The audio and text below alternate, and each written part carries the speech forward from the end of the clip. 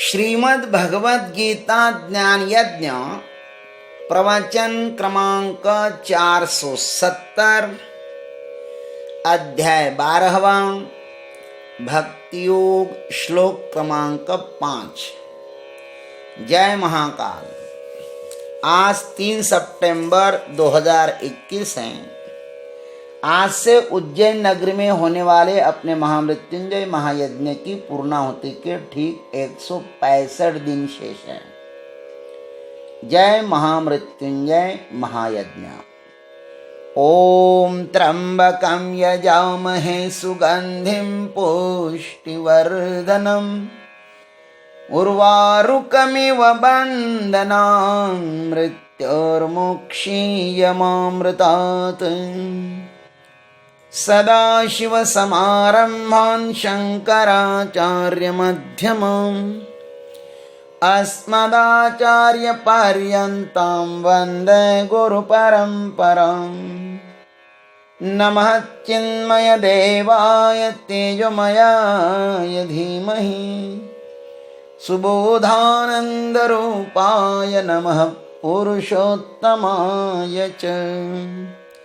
वसुदेवसुतं देवं कंसचानूरमर्दनं देवकी परमानन्दं कृष्णं वन्दे जगद्गुरुम्।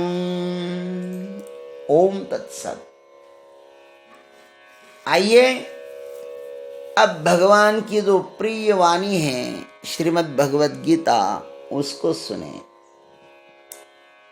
3-4 श्लोक में भगवान ने निर्गुण उपासना का प्रकार एवं उसके फल का वर्णन किया। अब इस 5वें श्लोक में निर्गुण ब्रह्म की प्राप्ति में जो कठिनाई है ना, सो बताते हैं। क्लेशाधिकतरस्तेषाम् अव्यक्तासक्तचेतसाम् अव्यक्ता हि गतिर्दुःखम् देहवद्भिर्वाप्यते। भगवान कहते हैं तेषाम् अव्यक्तासक्तचेतसाम् क्लेशः अधिकतरः। उन निराकार ब्रह्म में आसक्त चित्त वाले पुरुषों के साधन में परिश्रम अधिक होता है। ही देहवद्भि ही अव्यक्ता गति ही दुखम अवाप्यते। क्योंकि देहाभिमानियों के द्वारा अव्यक्त विषयक गति कठिनता से प्राप्त की जाती है। जब तक शरीर में अभिमान रहता है ना, तब तक शुद्ध सच्चिदानंद घन ब्रह्म में स्थिति होना कठिन है, ऐसा भगवान कहते हैं। आइए इस पर हम लोग आत्मानुसंधान करते हैं, सद्गुरु के आशीर्वाद से चिंतन करते हैं। तेषाम अव्यक्ता आसक्त चेतसाम क्लेश अधिकतरः। जिनका चित्त अव्यक्त निर्गुण निराकार में आसक्त है ना, उन उपासकों को अधिक परिश्रम करना पड़ता है। अधिकतर का अर्थ है कि सगुण उपासना करना भी अधिक सरल नहीं है। जन्म जन्म के इंद्रियों के संस्कार है महाराज। स्वयं के लिए कर्म करने के इंद्रियां स्वयं के लिए कर्म करते हैं। बस हमारा समस्त व्यक्तिमत्व स्वयं के इर्द गिर्द ही घूमता रहता है। हम जो कुछ करते हैं वे स्वयं के विकास के लिए ही करते आए हैं, किंतु अब स्वयं को हटाकर उसकी जगह प्रभु को बैठाना है। सगुण उपासक साधक को भी सर्वप्रथम यह कठिन ही होता है। यहां तो भगवान मूर्ति रूप में प्रत्यक्ष भी है, किंतु निर्गुण निराकार की उपासना में न तो भगवान भी प्रत्यक्ष है और न ही अंतकरण भी बहुत शुद्ध है। ऐसी स्थिति में परमात्मा की उपासना में तो क्लेश होनी ही है। क्लेश का अर्थ है कि साधक की साधना में उन्नति होनी होगी। ध्यान रखना, क्लेश का अर्थ क्या है? साधक की साधना में उन्नति होनी होगी। यह अव्यक्त में जो आसक्ति है ना, वही दुख का कारण है। जो परमात्मा अनासक्त है, निराकार है, उसमें आसक्त हो जाना यह प्रशस्त नहीं लगता। जो परमात्मा अदृश्य है, उसे साधक कैसे पकड़ पाएगा? उसको पकड़ने का कोई भी साधन हमारे पास उपलब्ध नहीं है। अतः किस प्रकार उसका ध्यान होगा? बहुत सी ऐसी बातें हैं जिनका उत्तर हमारे पास नहीं है। सगुणोपासना भी परमात्मा सच्चिदानंद घन को ही प्राप्त करने का द्वार है।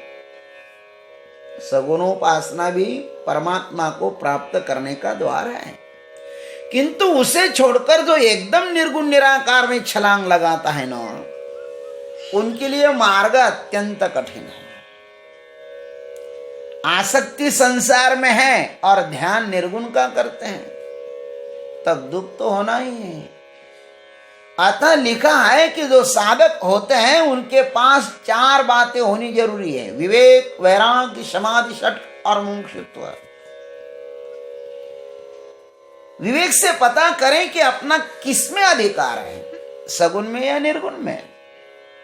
मार्गदर्शन सद्गुरु कर सकते हैं, किंतु चलना तो स्वयं को ही है ना। यह परमार्थ अति सूक्ष्म है। इस मार्ग में केवल समर्पित व्यक्ति ही चल सकता है। थोड़ा भी अहंकार इस पथ में बहुत बाधा बन सकती है। अतः बहुत संभल कर चलना है। अहंकार कहां और कब आएगा, इसका कोई भी भरोसा नहीं है। इस मार्ग पर चलते समय जो पीड़ा होगी वह सिर्फ साधक को ही होती है। और ध्यान रखना, आनंद भी मिलता है ना, तो सिर्फ साधक को ही मिलता है। साधक के क्लेश को कोई दूसरा नहीं जान सकता, किंतु हां, आनंद को मात्र दूसरे भी जान सकते हैं। आनंद में सहभागी हुआ जा सकता है, दुख में नहीं, क्योंकि आनंद सबका स्वरूप है। अतः उसे मुक्त हस्त से बांटा जा सकता है, किंतु दुख, क्लेश दूसरों का स्वभाव नहीं बांटा जा सकता है। वह हमें अपने अज्ञान के कारण मिलता है, अतः वह स्वयं को ही भोगना पड़ता है। आनंद बांटा जा सकता है, दुख नहीं। इसलिए साधना में यदि दुख आता है तो स्वयं ही उसको भोगना पड़ता है। आनंद हो ना, उसको हम बिखेर देते हैं, आओ ले लो। ही देववत भी अव्यक्ता गति ही दुखम अवाप्यते। जिसने अब तक देहाभिमान को ही नहीं छोड़ा है, जो शरीर में ही अटका है, वह शरीरी को, अशरीरी को पाने की जब कोशिश करे ना, तो वह दिवा स्वप्न देखने जैसा ही है। इनके जीवन में दुख ही दुख होता है। सगुणोपासना में देहासक्ति अधिक बाधक नहीं है। ध्यान रखना, सगुणोपासना में देहासक्ति अधिक बाधक नहीं है। वहां पर तो देह के द्वारा ही प्रभु का भजन किया जाता है, किंतु निर्गुणोपासना में तो मन बुद्धि की कोई भी जरूरत नहीं है। यह आदमी इस विराट में अकेला ही होता है। उसे अपना सर्वस्व खोना पड़ता है। सर्वस्व उसे खोना पड़ता है महाराज, दांव पर लगाना पड़ता है। वासना रूपी वस्त्र को भी जलाकर एकदम अवधूत होकर उस महारस में गोता लगाना पड़ता है। हाँ, एक बार उसमें कूदने के बाद फिर कुछ भी कष्ट नहीं है, किंतु सबसे पहले तो सबसे अधिक कठिन है वासना के वस्त्र उतारना। वासना बहुत ही सूक्ष्म होती है। वह किस रूप में प्रकट होगी कहना मुश्किल है। वह भले ही झूठ हो, असत्य हो, मायावी हो, किंतु है मात्र निश्चित ही। उसी कारण साधक को अनेक विघ्नों के साथ सामना करना पड़ता है। वह यदि थोड़ा भी फिसल जाए ना, गिर जाए तो फिर उसे उठना और भी कठिन होगा। इस मार्ग के साधक अनेक प्रकार की कठोर योग साधना करते हैं। उनकी साधना ऐसी ही है जैसे ज्ञानेश्वर महाराज कहते हैं, जैसे पति के बिना सती को प्रतिदिन अग्नि प्रवेश करना पड़े। पति का तो पता नहीं और साधना मात्र अत्यंत कठिन कठिन करते हैं। वह इस प्रकार है, उन्हें प्यास से प्यास को और भूख से भूख को दबाना पड़ता है और रात दिन हाथों से ही हवा मापनी पड़ती है। हाथों से ही हवा नापते रहो। दिन में धूप में सोना और केवल इंद्रिय निग्रह में ही सुख मानना और वृक्षों के साथ मित्रता करना, ठंड के वस्त्र पहनना, धूप ओढ़ना और बारिश में बैठना, यह केवल स्वयं को पीड़ा देने वाली साधना है। इतना करने के बाद भी उन्हें काम व क्रोधादि उपद्रवों का सामना करना पड़ता है।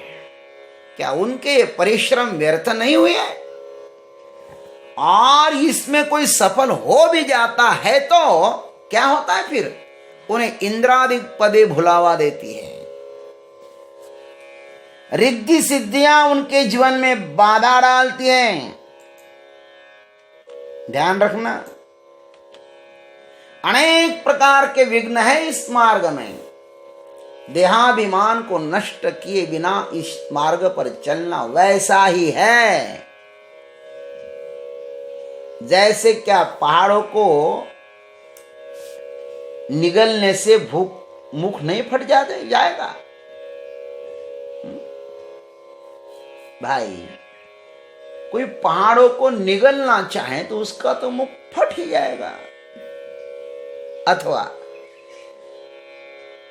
दंतविहीन आदमी को लोहे के चने खाने पड़े तो उसका पेट भरेगा क्या?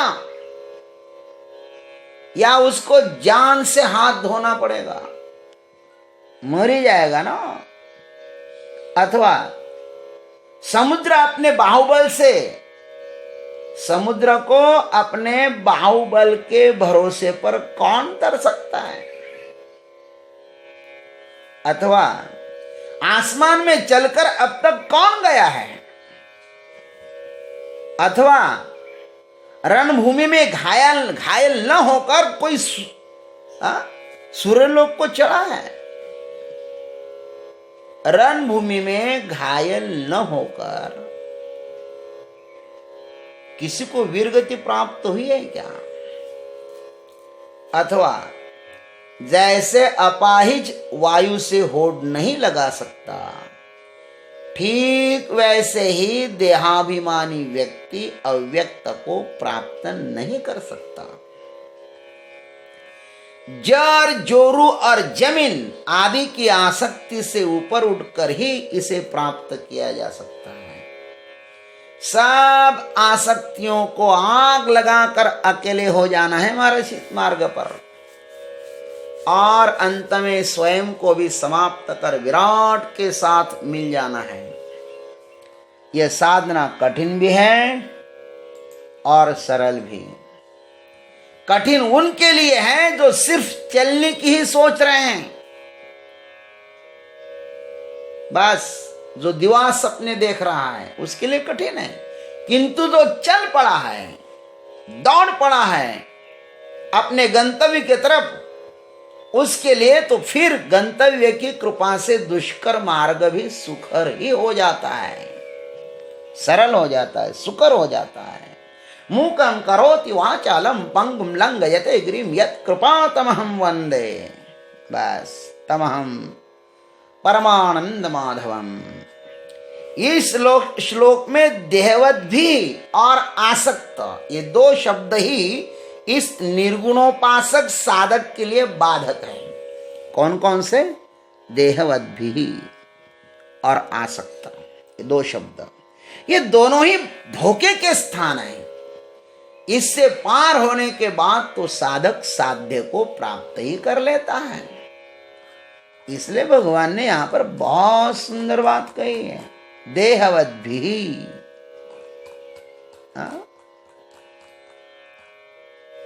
अव्यक्ता ही गतिर्दुःखम देहवद्भिः अवाप्यते। और क्लेशोऽधिकतरस्तेषाम् अव्यक्ता सक्त चेतसा, जिसका आसक्त चित है ना महाराज, वो इस मार्ग पर चलना उनके लिए बहुत कठिन है। इसलिए आसक्ति को छोड़ दो और इस मार्ग पर पधारिए, तो आपका जीवन आनंद मंगलमय हो जाएगा। परमात्मा का साक्षात्कार आपको हम खास होगा, इसमें कोई संदेह नहीं है। ओम तत्सत। जय गुरुदेव, जय जगदीश्वर, जय जय।